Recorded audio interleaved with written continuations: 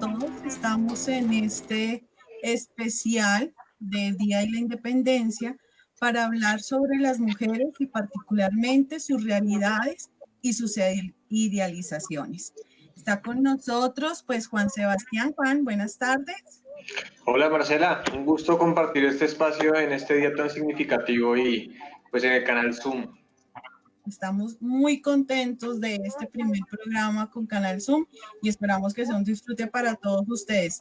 Laura, ¿cómo estás? Buenas tardes. Hola Marcela, ¿cómo estás? Bien, gracias por la invitación a este canal y qué bueno estar hablando aquí de las mujeres que es tan importante. Así es, siempre importante rescatar la imagen de la mujer en la historia. Mayra, ¿cómo estás? Buenas tardes. Hola, buenas tardes Marcela, Juan, Laura. Muchas gracias por la invitación. Estoy muy contenta de participar hoy en este programa.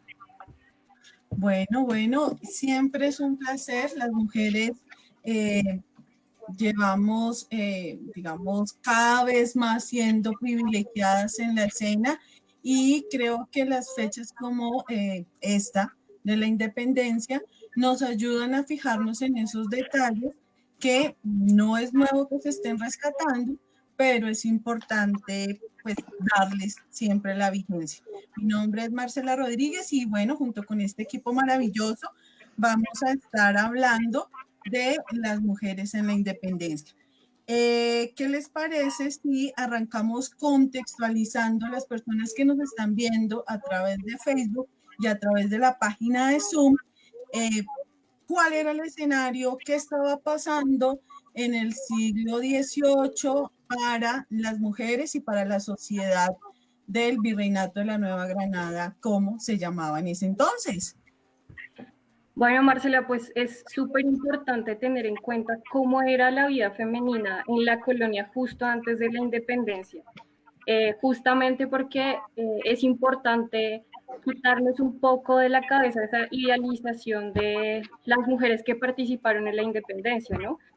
Fueron muchas más mujeres que Policarpa Salabarrieta, que Manuelita Sáenz, fueron mujeres negras, indígenas, criollas, que aportaron de formas súper diferentes, diversas, pues a la independencia y posteriormente a la construcción de la República. Y es también importante porque solemos pensar en las restricciones, en las limitaciones que tenían las mujeres en la época, ¿no? Que estaban, digamos, restringidas a un espacio doméstico, a un espacio privado, pero es importante resaltar que hubo miles de transgresiones justamente por el contexto de la colonia, ¿no? Toda esta relación entre castas, las disociaciones familiares, ¿no? Las disoluciones, perdón, familiares, y también, pues, digamos, la mayoría de población era femenina. Entonces eso hizo que la mujer, pues, participara en diversos escenarios de la colonia, especialmente en las guerras y en este caso, pues, en la independencia. Pues sabemos que las condiciones de las mujeres eran diferentes dependiendo de las castas, ¿no? En este momento solo voy a mencionar afros, indígenas y criollas. Pues las mujeres afros y los hombres no tenían mucha diferencia en cuanto a sus actividades, digamos, en la colonia, todos al igual participaban en minería, artesanía, agricultura. En el caso de las indígenas, pues sí era un poco diferente el papel, el rol de la mujer y del hombre indígena. Las mujeres se dedicaban pues sobre todo a la cocina, confitería, pastelería, las moliendas. En el caso de las mujeres criollas, aunque se suele pensar que tenían un poco más de oportunidades, un poco de beneficios, pues también es importante entender que habían igual diferencias en esta casta de las criollas. Había mujeres que lavaban, cocinaban, las chicheras, había mujeres, digamos, dueñas de su propio negocio vendiendo en las plazas, pues, productos agrícolas, artesanías, pero también había mujeres criollas que hacían parte de la élite y que, pues, su labor era más bien una parte de la administración doméstica, también, pues, aprender un poco con la educación que en ese momento se ofrecía a las mujeres. Y justamente unos años antes de la independencia, pues se fundan diversos monasterios, pues en todo el territorio colombiano, en algunos lugares puntualmente, en Bogotá, en Santa Fe en ese momento, se funda el monasterio La Enseñanza por doña Clemencia de Caicedo. Allí las mujeres aprendían a coser, a bordar, también enseñaban doctrina cristiana, un poco de lectura, un poco de contar, sobre todo para esta administración doméstica. Y en estos monasterios, pues solo tenían la oportunidad de participar, de aprender las mujeres de la élite, quienes tenían la posibilidad de pagar, pues, una pensión, ¿no? Digamos, Entonces, los padres, los esposos.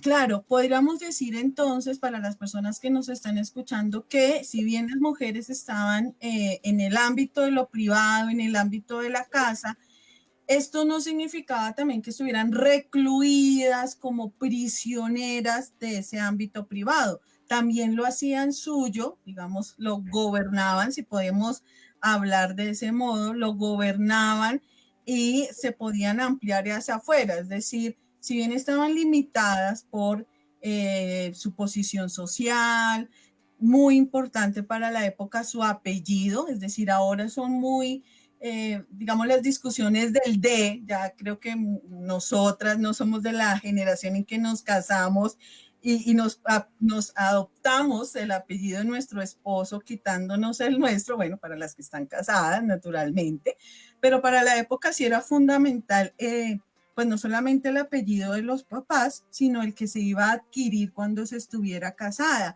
Y la mujer está en todos los escenarios, bajo diferentes niveles, están en todos los escenarios, es decir, están en la escuela, bueno, a lo que podríamos llamar la escuela, más bien en el ámbito de la enseñanza, aprendiendo, no tanto al nivel universitario, al nivel de la educación está formal, pero sí estaban aprendiendo pues cosas para la vida, tejer, idiomas, tú los mencionabas, incluso la cocina, que es tan maravillosa, la cocina de la colonia, pero también estaban en el ámbito de la guerra, que digamos para el 20 de julio de 1810 ya habían varias contiendas, recordemos la de los comuneros en 1781, donde mujeres fueron fundamentales, mujeres como las que mencionaba Mayra, pues del sector del algodón, chicheras,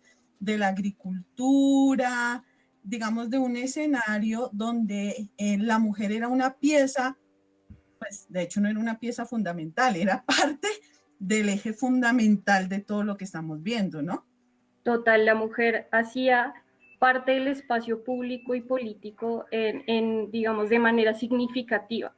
Claro, había también un fenómeno de madre solterismo, de abandono, en donde las mujeres tenían que salir a trabajar, tenían, digamos, que velar por el alimento, el techo de sus hijos, normalmente abandonadas y normalmente, importante mencionar esto, castigadas por el abandono, por el divorcio, por el concubinato, también casarse, digamos, no casarse, sino a rejuntarse con otro hombre sin estar casados. El matrimonio era algo de élite, entonces, pues las mujeres estaban allí y participaron justamente en este proceso de independencia y colaboraron de manera importante, eso, produciendo textiles, uniformes, cocinando. También muchas mujeres donaron, digamos, sus herencias, mujeres de la élite que estaban, digamos, muy dispuestas a la revolución, donaron dinero, caballos.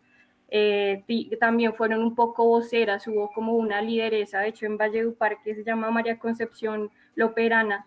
Ella fue una lideresa en Valledupar, quien, digamos, era la vocera un poco, quien abría o, digamos, daba esos discursos de independencia de la época.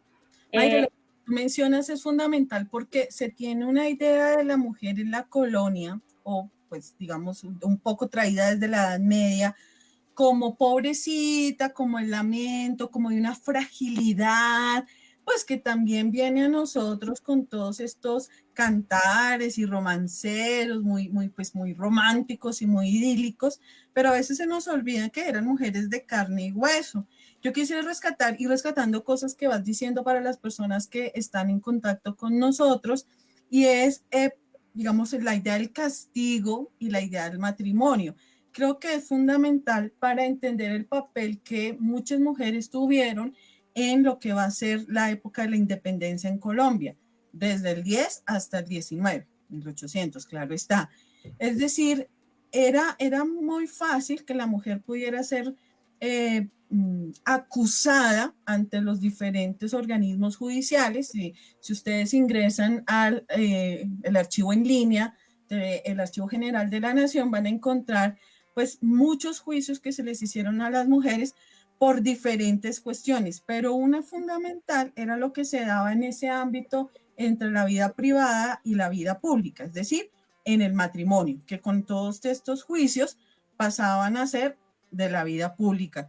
Entonces, pues matrimonios que eran organizados pues por conveniencia, finalmente era un acuerdo comercial donde se entregaba una dote, es decir, el padre de ella le pagaba al esposo o a la familia del esposo pues por llevársela, de hecho se entregaba y esa era como la venta, que no nos guste mencionarlo, pero digamos si era un acuerdo económico que estaba ahí. Y el matrimonio entonces se configuraba en esa posibilidad, tanto de ellas de ser libres, es decir, casi que poder hacer lo que quisieran porque ya tenían el respaldo de un esposo, y si el acuerdo comercial era muy cómodo para ambas partes, pues podía sacar sus beneficios, es decir, ella podía hacer, digamos, uso libre de cierta cantidad de dinero, de cierta cantidad de beneficios, de viajes y demás, y para otras sí se volvía en una cárcel.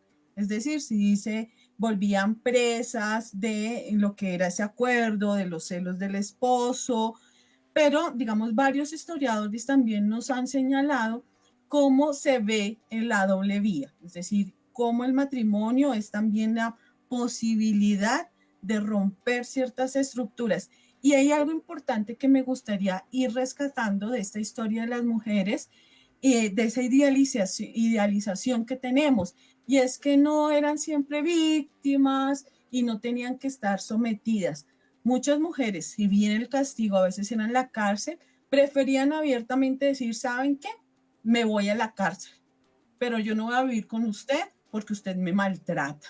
Y creo que esas son unas enseñanzas que tenemos que empezar a rescatar hoy en día, de dejar de lado la supuesta debilidad de la mujer en la colonia y pensar que también, bajo unas condiciones muy fuertes, ellas se fueron levantando y fueron teniendo una posición muy importante. La otra que rompe un poco, que va rompiendo con los esquemas morales, es, pues yo me voy con mi amante, lo que tú mencionabas, me voy a hacer me voy al concubinato, yo quiero vivir, yo me enamoré de otra persona, si lo queremos ver desde el romanticismo, y pues dejo mi familia, dejo mis hijos y no me siento atada también a esa figura ideal de la mujer, de la esposa abnegada por sus hijos, que es capaz de olvidarse de ella misma y por estar con ellos. Y creo que es importante ver que eran mujeres de carne y hueso, que tenían también unas sensaciones y que no había nadie por encima de ellas, a pesar de los chismes, a pesar de los rumores, estaban ahí. Eso es un punto que tú acabas de mencionar que yo quería ampliar, que me parece fundamental y de hecho que deberíamos tomar ejemplo hoy en día. Total, Marcela, hubo muchísimas transgresiones, más de las que nos podemos imaginar, ¿no? Y eso es un poco, tal vez, resultado de la historia que nos han enseñado sobre cómo era que funcionaba el mundo en aquella época. Pero con estas nuevas formas de hacer historia, pues se rescata justamente este tipo de acciones. En el caso de las mujeres que se casaban, de las tertulias, digamos, de las mujeres que tenían tiempo libre, tenían la posibilidad de conversar, de reunirse con sus amigas, pues ese espacio privado fue fundamental también para difundir esas ideas de la independencia. Entonces las mujeres de la élite pues también cumplieron digamos, un papel importante en cuanto a la difusión de las ideas, tomando chocolate, echando chisme, hablando de literatura, pues también allí en esos espacios se difundieron pues estos ideales que además pues justamente por eso es que se logró la independencia, porque hubo mucho movimiento, ¿no? Hubo muchas personas que estuvieron afín con esas ideas. En este caso, pues las mujeres de castas como las afroindígenas, pues sí tenían un poco menos de beneficios, ¿no? Era más difícil, eran, digamos, las que eran echadas o eran entregadas a estas casas de recogidas, en donde pues se llevaban a las mujeres o las mujeres voluntariamente se entregaban para ser cuidadas, digamos, para convertirse. Las prostitutas que querían dejar de ejercer, pues se iban allí como para ser regeneradas. Entonces yo creo que este escenario es súper importante entenderlo, para saber que no fueron pocas las mujeres que fueron partícipes de este proceso de independencia.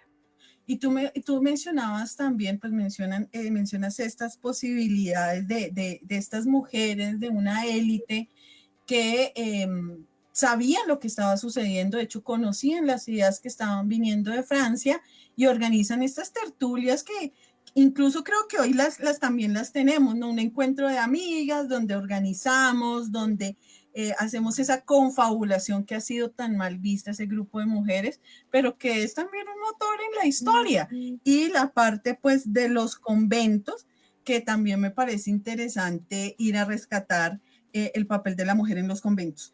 Tenemos un videíto que les quiero mostrar muy corto de una serie televisiva hablando de estas idealizaciones y estas realidades que se hizo en la década de los 90, se llama Crónicas de una generación trágica.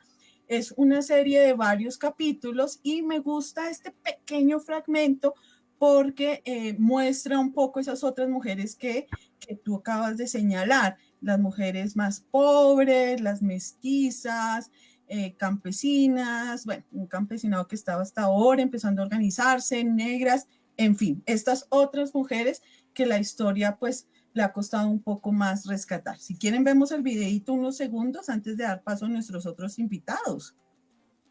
¡Nos van a traicionar! ¡Recuerden los comuneros a la plaza! ¡A la plaza! ¡Que viva Antonio Nariño!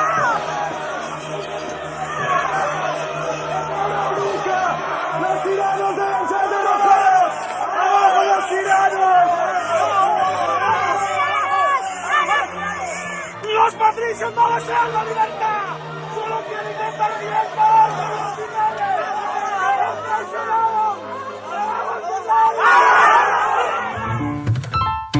Señal Memoria, imágenes y sonidos para la historia.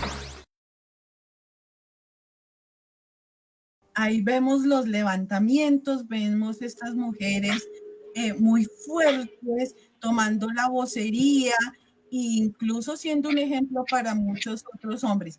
Yo no sé si Sebastián, ¿qué tanto sabe de las mujeres en los conventos en esa época? Que se ven de dos cuestiones. No sé si sepas algo que nos puedas como comentar. No, pues la verdad es que he estado escuchándolas atentamente.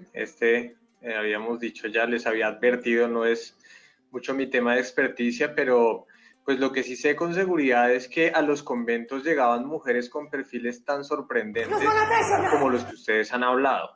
Es decir, mujeres que quizás por una opción no necesariamente religiosa, sino personal, inclusive educativa, pues elegían una vida bajo los votos de castidad, pobreza y obediencia en una comunidad como una manera de desmarcarse, pues seguramente de lo que sería una especie de poder masculino, ¿no?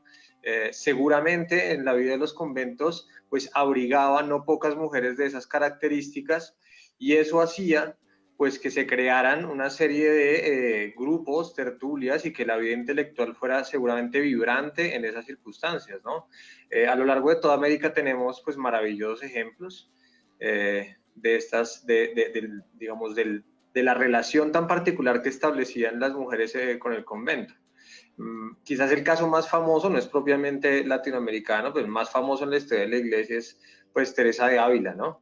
O Teresa de Jesús, una mujer que es doctora de la iglesia, famosísima pues en todo el mundo por la calidad de su poesía, de su escritura, y pues los casos digamos que abundan, ¿no? Sor Juana Inés de la Cruz, en fin, yo creo que era una opción válida, creativa, teniendo en cuenta las circunstancias pues, y las limitantes de aquella época en lo que atañe al rol que desempeñaban las mujeres. Hay un texto que les quiero recomendar de Constanza Toquica, se llama Falta de oro, linaje, crédito y salvación, una historia del Real Convento de Santa Clara de Santa Fe de Bogotá, y justamente el libro menciona no solamente esa vida intelectual que se estaba empezando a gestar ahí o que se daba debido a esta multiplicidad de mujeres que iban y quedaban en cierto aspecto en una igualdad, pues allí en el convento, sino además la circunstancia económica que eran los conventos y que posibilitaban estas mujeres que ingresaban a esa vida clerical. No solamente era sostener el mundo a punta de oraciones, sino realmente era mantener una sociedad colonial con los créditos y lo que significaba para las familias que una de sus hijas fuera monja y uno de sus hijos fuese sacerdote. Es decir, son unas cuestiones muy interesantes y recuerden ustedes que también hubo hombres y mujeres de la vida religiosa que fueron muy importantes para lo que va a ser la gesta de la independencia. Entonces, este punto es muy importante de rescatar, porque a veces las vemos como que son monjas allá, como alejadas, como que no tenían más que ofrecer o como si su vida se acabara cuando cruzaban el umbral de la puerta del monasterio, pero lejos de eso, ellas tenían oportunidad de participar. Además, durante lo que fue la gesta de independencia, ya del 10 al 19, como les había mencionado, pues el tránsito de mercancías, el proteger personas, no sabría que tantas de ellas se fueron a las armas, pero no me sorprendería saber que sí, que algunas tuvieron unos roles muy importantes, al igual que los varones de la época. Bueno, ¿qué más tenemos que decir de este contexto colonial? Ya hablamos de la educación, hablamos de ese aspecto. ¿Qué tal si hablamos ya de esa sociedad como tal de lo que estábamos viendo, ¿no? ¿Quiénes eran las personas que vivían en la Nueva Granada? Es decir, ¿cómo lo imaginan ustedes o cómo les han enseñado a ver quiénes eran esas personas? Pues la mayoría personas de muy bajos recursos, con una estructura económica un poco quebrada, un poco rota, pues por todo esto de las reformas borbónicas, y pues con una élite y con un gobierno pues un poco mal ejecutado, ¿no? Que de hecho pues fue por eso que sucedió esta independencia. Pero yo quería un poco, para seguir con la línea de lo que estaban discutiendo antes, era pues que justamente en relación con esto de los conventos, del monasterio, de las mujeres que voluntariamente iban a ser monjas, digamos, por buscar un poco una salida a esas restricciones y esas limitaciones de su rol femenino en el espacio doméstico, pues este proceso de independencia también pienso yo que debió haber sido muy llamativo para las mujeres, ¿no? Y que por eso también, pues la participación así tan aviva, ¿no? Mujeres que mataron, o sea, hubo una mujer, pero ahora no recuerdo el nombre, creo que es Francisca Prieto, que entrega un uniforme súper bien confeccionado a Simón Bolívar. Ella sabía que si hacía eso le iban a matar, pero pues lo hace con toda la intención y creo que así fueron muchas mujeres, ¿no? Y fue un espacio voluntario y eso me parece como súper lindo y digamos rescato esa peculiaridad de la participación femenina en este proceso. Pero Sí. en cuanto a pues, las características de esta población neogranadina, pues yo creo que muy difícil, muy transgresora, digamos, con unos límites mal puestos por el gobierno, ¿no? La idea de mantener una familia con una estructura específica, de mantener también una estructura social por castas, pues creo que fue completamente complicado y que evidentemente se salió de control.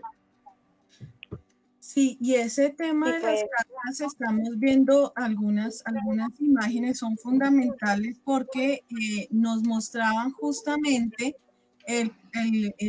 no solamente la larga idea de castas, es decir, nosotros solemos escuchar indio, mestizo, mulato, si acaso sambo, pero pues había una línea, no sé, de sangres allí bastante amplias, ¿no? Yo siempre recuerdo el tente para atrás, alguno de ustedes recuerda otro, donde había Lobo. la mujer y el niño, una cosa increíble. Sí, creo que ¿Cuál? estás haciendo referencia a estos cruces, digamos, raciales en una clave como de taxonomía y al mismo tiempo como de degradé. Sí, Sí, sí, sí. Sí, yo recuerdo el del lobo y entonces me acordaba pues que en el uso, digamos, común del lenguaje se le llama lobo a alguien que es como de mal gusto, ¿no?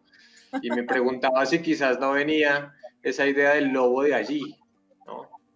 pues, Pero cuando estábamos revisando este tema de las castas y tal, eh, yo veía cómo se iba degradando la misma presencia de la persona en función pues, de esos mestizajes cada vez más complejos. Y eso me parecía bien interesante, ¿no? Supongo que en el caso de la mujer se producía una intersección aún más grave, pues porque pues su estatus como mujer también, digamos, se veía afectado por esa suerte de mestizajes, ¿no? O sea, no era solo el hecho de ser mujer, sino si eras samba, mestiza, indígena o, bueno, o loba. o loba, sí, importante. Además, si vemos los cuadros de castas, también no solamente esa idea de la degeneración que se va a retomar finalizando el siglo XIX, con el mismo tono de piel, que creo que hoy está más que discutido, sino además por las prendas que usaban, ¿no? Particularmente para las mujeres, pues las faldas grandes, pronto el tocado que estaba en sus cabezas, pues unas tendrían sombrero, que era un cierto símbolo de estatus, otras pues estaban con muy pocas prendas, muy pocas alhajas, pero toda esta cuestión que podemos ver en el arte sí va a ser fundamental, como mencionaba Juan, en la forma como se ha venido rescatando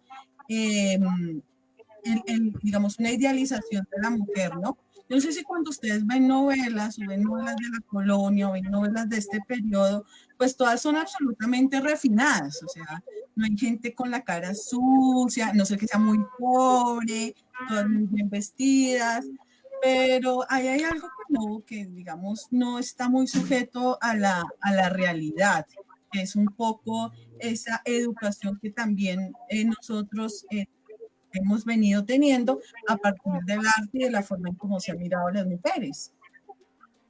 Sí, además, digamos, como eso también representaba cuál era la reputación de las personas en esa época y qué tan importante era cuidar la reputación, que se demuestra desde la educación, que se demuestra, digamos, desde este cuadro de castas, que es como que tan importante en esta época. Lo que hablaba Mayra también es como que muy importante y es como yo envío a mis hijos, yo envío a mi hija a ser monja, pues para cuidar una reputación de mi familia. Yo envío a mi esposa a estudiar a Francia, digamos que por cierta reputación, más allá como que del desarrollo personal de la propia mujer. Y digamos que en este cuadro de castas precisamente no es solo, digamos que limpiar esta raza, sino también es como que mantener cada una la reputación. Era muy distinto si un blanco se casaba con un mestizo, así una blanca se casaba con un mestizo, digamos que ahí la limpieza de la casa se veía si uno era mujer o no.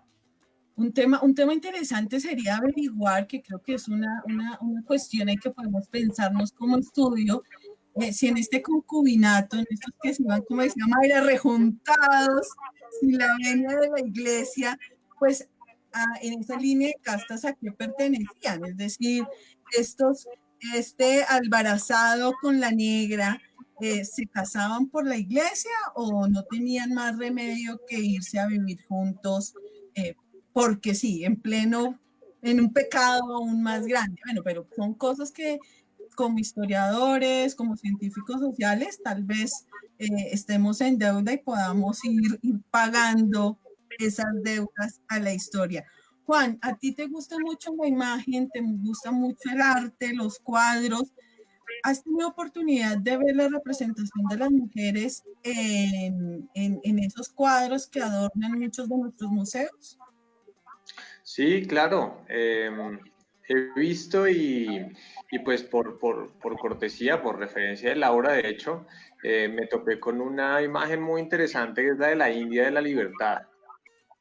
Me puse a averiguar un poco sobre esta imagen pues que me parece interesantísima, y encontré que esta India de la Libertad, pintada en 1819, bastante fácil de encontrar además en internet, como una descripción muy general, tiene a su vez, digamos, una conformación que es bastante interesante, y es que hunde sus raíces iconográficamente hablando en una cosa que se llama la alegoría de América.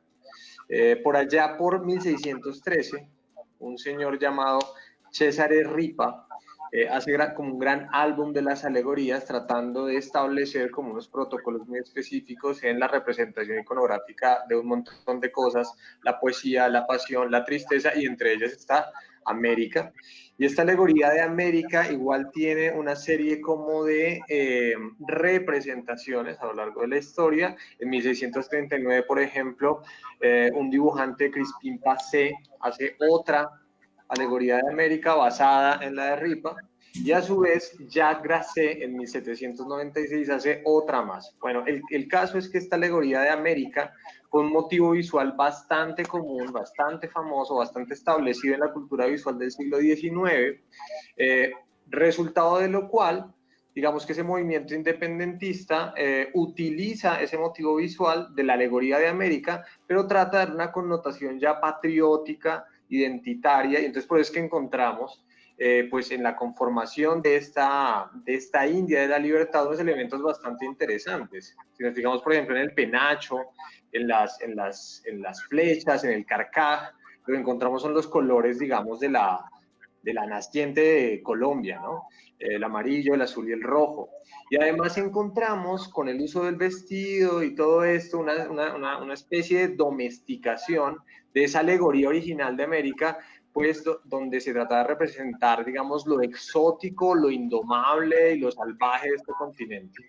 Y eso tiene que ver con algo que ustedes antes digamos, como que abordaron tangencialmente, y era el asunto este de las crisis identitarias de los americanos, ¿no? Los americanos no quieren acudir a esa alegoría de América representada por los europeos en esa clave de salvajismo y de exotismo, sino que quieren irla, digamos, manejando de tal forma que remita a otros elementos mucho más civilizados, pero que no pierdan del todo pues esa idea de lo otro respecto a Europa, ¿no? Entonces hay una serie de domesticaciones, pero también se mantienen los elementos, se hacen ajustes en los rasgos de esta mujer que representa a la India de la Libertad, y se acude también pues a un elemento iconográfico bien interesante, que es el gorro frigio, ¿no? Entonces es curioso porque es una India con un gorro frigio en la punta de su lanza.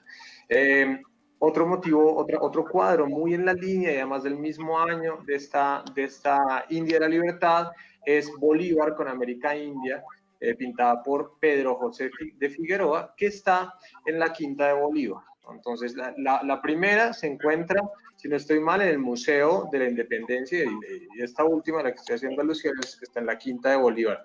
Entonces, vale la pena verlo, no tanto porque allí, digamos, se exprese la idea, digamos, común en la cultura del siglo XIX con respecto a la mujer como tal, sino que se acude a un motivo visual femenino para representar una campaña de independencia y un proceso identitario, ¿no? Entonces ahí quedaría como en el aire la pregunta de por qué tenía que ser una mujer la que representara o la que constituyera esta alegoría de América y luego esta India de la Libertad, ¿no? Hay una cuestión muy interesante en torno a la mujer y lo femenino, y es que en la ruptura que se va a dar justamente con España, con la metrópoli, rápidamente se empezó a gestar la idea que ya existía, pues de una madre patria, es decir, allá una España que nos protege, que nos cuida, con la cual todos estamos o estábamos relacionados, pero con esta ruptura por la independencia, ahora es una malévola madrastra. Es una mala madre, es una madre que no nos protegió, es una madre que no nos cuidó. Vienen también entonces a tomar esos aspectos morales que creo que va a ser una tara para las mujeres hasta incluso hoy en día. Entonces, esa mala mujer, esa mala madre que permitió que sus hijos fueran subyugados incluso muertos cuando recordemos toda esta época de la Avenida y de la Restauración. Entonces es interesante ver cómo esas alegorías no se dan solamente en los retratos o en los cuadros, sino en los discursos que van circulando, ¿no? Que inclusive hoy los tenemos muy en cuenta, ¿no? ¿No les parece que hoy sigue siendo la mala madre, la mala mujer, y que incluso se retoma en canciones, se retoman en poemas y se retoman en algunos aspectos de la literatura?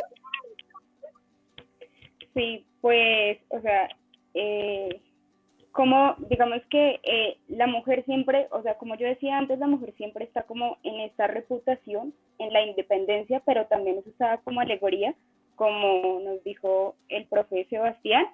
Digamos, es muy interesante como, por ejemplo, en el Museo de la Independencia, cogen a la India de la Libertad y la utilizan para explicar el contexto de la independencia, pero digamos que si nos vamos a estas expresiones, digamos que musicales, que son un poco más de la gente del pueblo, también podemos ver a las mujeres, digamos que en los diferentes contextos que vivían en la independencia. Por un lugar tenemos a doña Carmen Caicedo, que es una exponente o la compositora más reconocida de la independencia de música colombiana, que se podría decir.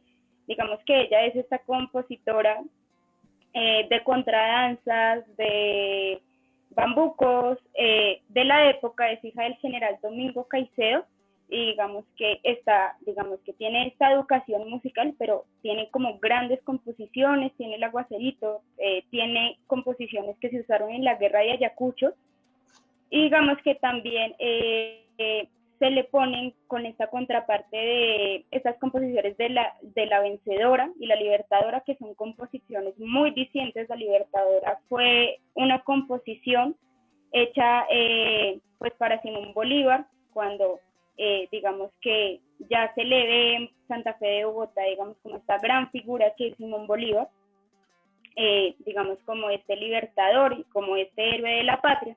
Pero por otra parte está la guaneña, que precisamente en el 1869, mucho después de la independencia, pues entran Nicanor Díaz y Lisandro Pavón, que son los que le dan como que esa estructura de como musical, pero este es un canto, la guaneña realmente es un canto de la gente de Nariño, que habla sobre una mujer que pues precisamente se va a la guerra. La guaneña viene del chipcha huayna, que significa coqueta, pero la huayna también es el nombre que se le da como que a ese grupo de mujeres que se fueron a la guerra, que no fue una y que precisamente fueron muchas. Entonces les decían las huaynas, y curiosamente también significa coqueta en chipcha. Entonces, digamos, esta canción, que es como que en los 80, ya tiene como los 80 de 1980, se empieza a popularizar por estos grupos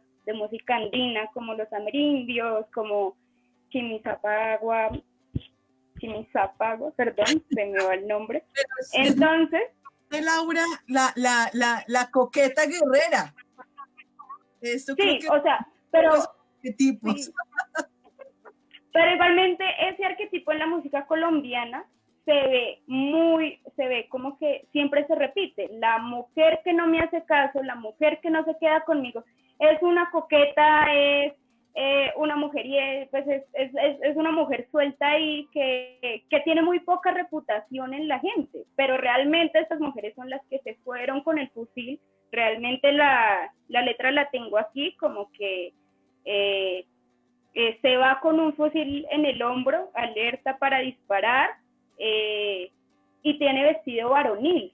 O sea, digamos que se dice, en esa letra, digamos que está todo, digamos que de la mujer que se va a defender. Eso es importante, y creo que en estos últimos minutos que nos quedan de este especial sobre mujeres en la independencia, estas idealizaciones y estas construcciones que se han hecho, hacer referencia a algunos aspectos de la literatura que hoy se están retomando. Yo quisiera contarles la historia de la francesa de Santa Bárbara, de Gloria Inés Peláez Quinceno, donde ella, a través de una francesa, madre soltera, ilustrada en algún modo, pues comienza a contar o a escenificar no solamente el papel de la mujer extranjera en épocas de la independencia, sino en general los movimientos que se dan, unos movimientos sociales donde las mujeres, lejos de ser dóciles, de ser tranquilas, abnegadas, pues son unas personas con todas las consideraciones y que se mueven dentro de las limitantes naturalmente de su época. ¿Ustedes recuerdan alguna otra obra? Ya hablamos de algunos cuadros, de algunas canciones, de una obra de literatura que rescate este tema de la mujer en la época de la independencia. Pues el autor no es femenino, es Juan Álvarez, escritor colombiano, que tiene un libro que se llama La ruidosa marcha de los mudos. Es una novela histórica sobre los años de la independencia en Colombia, y allí pues Álvarez nos cuenta cómo es que se urde, digamos, desde las capas más populares este proceso independentista. Yo no estaba muy enterado de los pormenores del proceso de la independencia, y me parece que el ángulo, digamos, narrativo de Juan Álvarez es bastante interesante, justo por escoger la chichería, la mujer que atiende la chicha y su situación social, afectiva, tanto privada como pública, pues como un punto, digamos, como un eje de la narración. Entonces es un libro pues que recomiendo justamente por eso, por el papel que tiene la chichería y las mujeres que atienden estas chicherías en la historia. No te escuchamos, Marcela. Sí, es que estaba haciendo la atención del momento final. El tiempo es bastante corto cuando uno está pues hablando al aire, cuando está hablando en vivo, queda uno muy emocionado, pero creo que pensar la época de la independencia es una deuda que tenemos hoy, no con las mujeres solamente, con mujeres y hombres y con nosotros mismos, con nuestro legado. Finalmente es parte de lo que somos y que tenemos que poco a poco rescatar. Pues agradecemos al canal Zoom este tiempo al aire, creo que quedamos como con la palabra en la boca, siempre ganas de decir más, pero pues invitarlos a que conozcan el Instituto de Estudios Sociohistóricos Fray Alonso de Zamora de la Universidad Santo Tomás, donde trabajamos temas históricos, temas relacionados con la mujer, y también conozcan pues esos espacios de divulgación académica como la revista de estudiantes Artefacto y el programa de radio Nuestro Rollo. Algunas palabras de despedida, compañeros, para este público que estuvo conectados a Canal Zoom. Insistir en el agradecimiento. Para mí pues fue muy interesante escuchar las mujeres jóvenes hablando de las mujeres del pasado y del importante papel que jugaron en este proceso que justamente estamos celebrando hoy, así que me uno también a tus agradecimientos al canal Zoom, y esperamos que programas así se repitan en el futuro. Sin lugar a dudas. Marcela, Juan, Laura, muchas gracias también al canal Zoom. Siempre me encanta compartir pues estos espacios con ustedes, y pues agradecer a quienes nos vieron el día de hoy. Sí, que conozcan, que lean mucho. Laura. No, pues yo también agradezco mucho, especialmente digamos que en esta situación de la cuarentena, qué bueno que uno pueda seguir conectándose, que pueda seguir hablando, que pueda seguir teniendo estos espacios, digamos que no solo se quedan en lo académico, sino que digamos que trascienden, digamos, a las personas que nos puedan escuchar, y que también sea este espacio que sea ameno y que no sea como tan cuadriculado realmente. Bueno, entonces no se olviden de conocerlos en el IESFAS. Muchísimas gracias, y que quedan ustedes conectados al resto de la programación especial de Canal Zoom. Buenas tardes a todos.